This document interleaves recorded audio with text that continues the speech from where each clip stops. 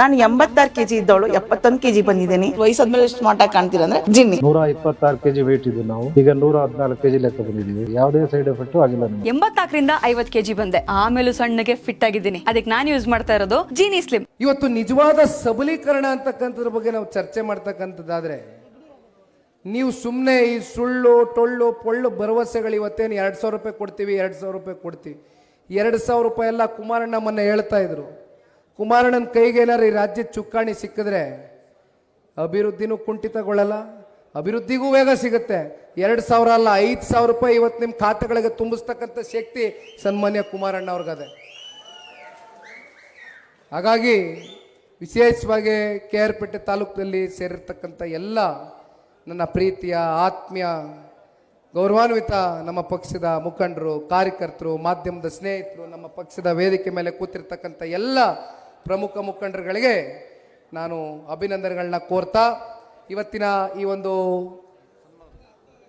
ಕಾರ್ಯಕ್ರಮ ಸದಸ್ಯತ್ವ ನೋಂದಣಿಯ ಕಾರ್ಯಕ್ರಮದ ಹಿನ್ನೆಲೆಯಲ್ಲಿ ಏನು ಬಂದಿದ್ದೇನೆ. ದಯಮಾಡಿ ಮಂಜಣ್ಣ ಅವರು ಒಂದು ಸವಾಲನ್ನು ಸ್ವೀಕಾರ ಮಾಡಿದ್ದಾರೆ. ನಾಗಮಂಗಲನ ಹೇಗಾದರೂ ಮಾಡಿ ನಾಗಮಂಗಲಕ್ಕಿಂತ ಒಂದು ಜಾಸ್ತಿ ಮಾಡ್ತೇವೆ ನಾವು ಸದಸ್ಯತ್ವನ ಅಂತ ಏನು ಹೇಳಿದ್ದಾರೆ. ದಯಮಾಡಿ ತಾವೆಲ್ಲರೂ ಅದನ್ನು ಮುಂದುವರಿಸಬೇಕು, ಒಂದು ಸವಾಲಾಗಿ ಸ್ವೀಕಾರ ಮಾಡಬೇಕು ಅಂತ ಹೇಳ್ತಾ ಒಮ್ಮೆ ನಂಬರನ್ನು ಹೇಳ್ತಿರೋಣ. ದಯಮಾಡಿ ತಮ್ಮ ಮೊಬೈಲ್ಗಳು ಕೈನಲ್ಲಿ ಇಟ್ಕೊಂಡು ಒಂದು ಮಿಸ್ಡ್ ಕಾಲ್ ಕೊಟ್ಬಿಡಿ ದಯಮಾಡಿ.